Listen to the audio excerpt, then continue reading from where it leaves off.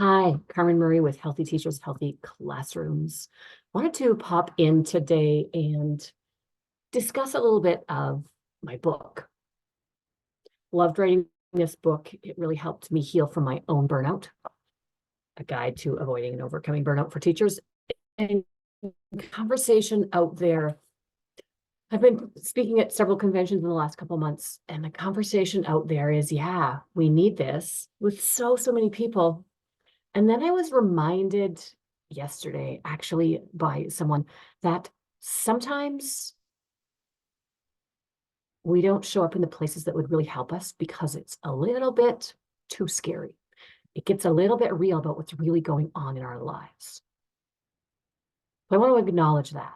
Sometimes when we look at the word burnout and really where we're at, it can be scary. I know that I pushed it away myself. I was like, no, we're fine. Good. Good to go. So I want to let you know that I'm here for you. We can do this gently. We don't have to rip out the rug from underneath you. Reach out and have a conversation with me. My link will be below in the comments.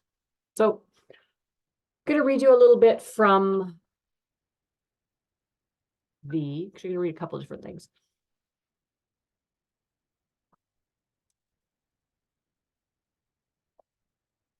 Find the page that I had set aside.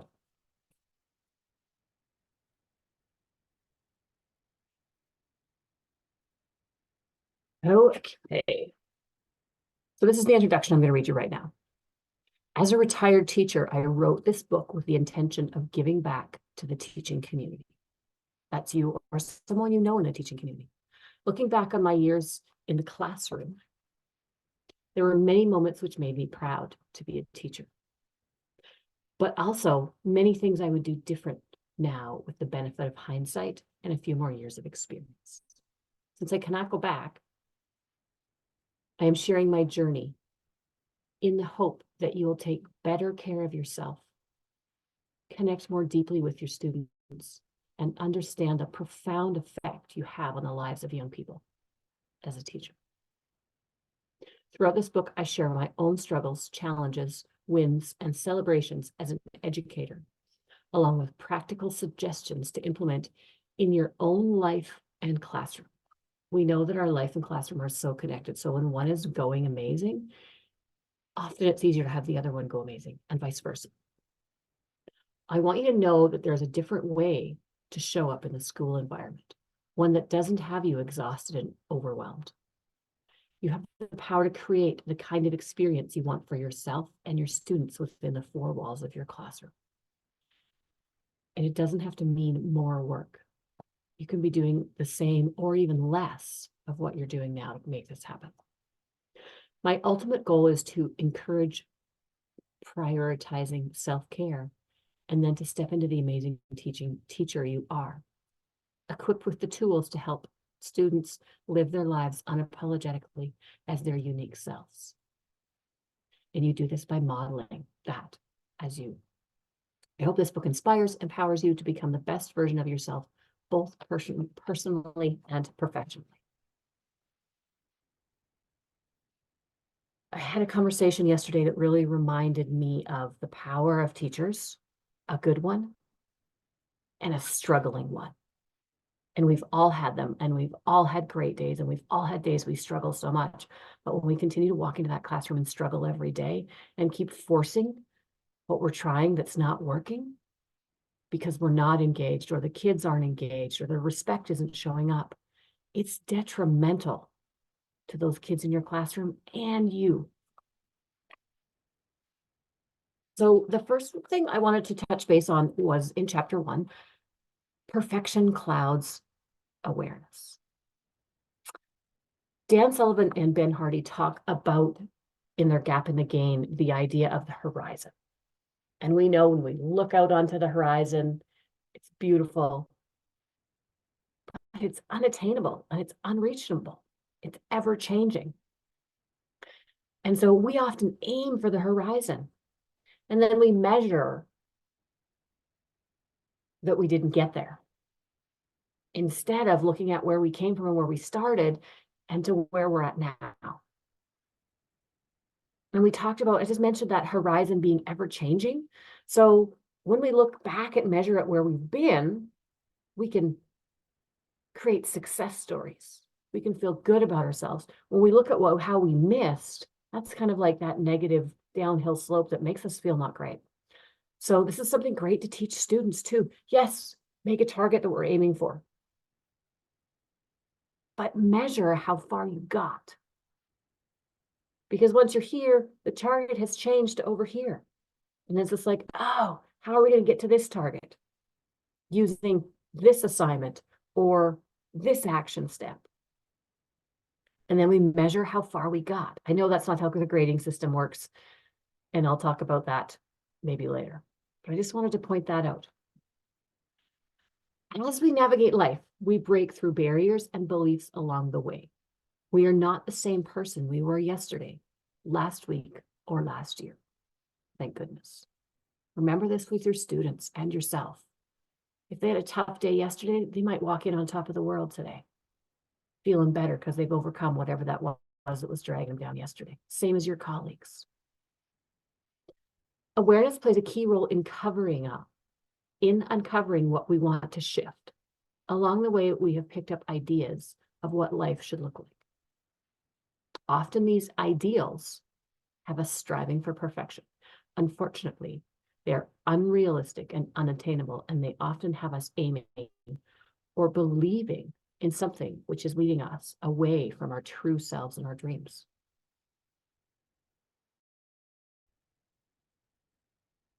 And sometimes we're unkind with ourselves when we have awarenesses, when we get critical of what we're not doing.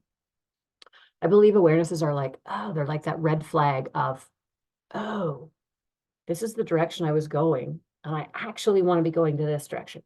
So am I going to put my head down and plow through for that direction and then be annoyed when I get there and it's not really where I want to go? Or do I stop, do some reassessment, have some conversations about, oh, now I want to go here, and then start in that direction? You might eventually end up over here, but you've gone a way that you're aware of and you're learning things and you're conscious of, and you're intentionally heading in that direction. You're not stuck in the rut with your head down, just doing what everybody else is doing, or you're lost in the everyday to day. So start to pay attention to your awareness and know that perfection isn't possible. Even though we can still use things as our ideals, as targets, knowing that it's probably not going to get us there. And it's a start. So I'm going to keep reading. How perfection clouds awareness. In exploring our awareness of things, perfection can cloud our ability to listen to those subtle signs which let us know we're on the right track. Perfection is also flaunted in our face regularly in all types of media. When I was a kid, it was all about magazines. Still is a bit. Now it's like social media, Facebook, Instagram, Twitter, all the things. This false sense of reality often has us shooting for perfection and not celebrating our current accomplishments. Do not fall into this trap. When we are feeling like we were always falling short of excellence, we do not see how amazing we are. I'm going to read that again. When we are always looking at where we're falling short of excellence, we do not see how amazing we are. The human experience is what we are here for. It is messy for everyone. Don't fall into the trap of comparing yourself with others and thinking their grass is green. It's not. Their mess may look different than yours, and their life is still messy. And I really, really think it's important we teach this to students. We have this grading system, depending on your school division and how it all works. Sometimes it's numbers, sometimes it's letters, sometimes it's explanations. 100% is perfect. Mastering is perfect. Don't let them fall into the trap that unless they're getting that 100%, they're failing. Help them understand what assessments are, what grades are, why they got this grade. I write this later on in my book, but it was really cool because when I taught, I did marking with my students. And they had these amazing journals, and we did some really cool stuff. And one of the things we did, not all the time, because it's time consuming, I know that, but sometimes was we marked things together. So they would bring me up a page that was an assignment, usually a visual assignment, in their journals, and they were double-sided pages. And we would look at, okay, what would you give yourself? And some kids would be like 6 out of 10. And I'm like, okay, why? And then they would explain because they had this and maybe didn't have this or had this and this. And then I would maybe ask them, well, why not an 8 out of 10? And so just asking them questions so that you understand what's going on in their heads. Most of the time, students gave themselves a lower grade than they actually had learned or earned. So it's really important that we help students understand assessment.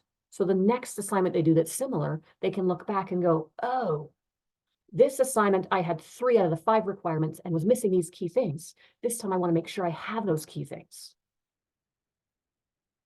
Math is another thing that assessment is interesting. I took a math workshop from a guy years ago, and he had this different set of criteria.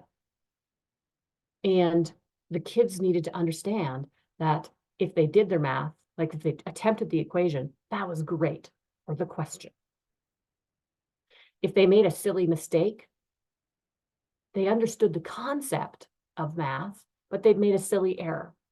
And so you couldn't give them like an emerging on the concept because they made an addition error in like 3 of their questions, and it was the same addition error.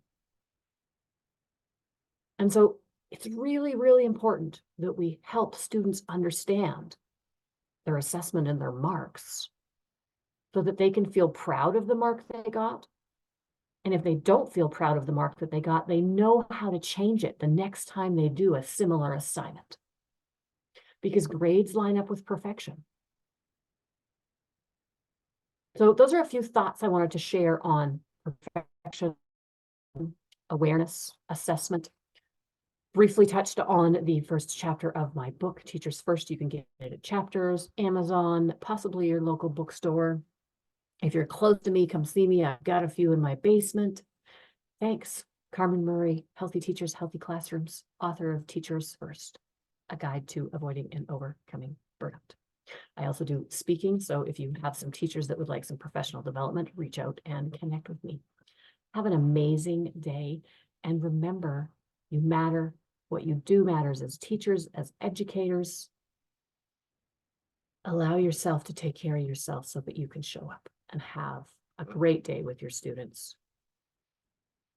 and really have the ripple effect that you intend to.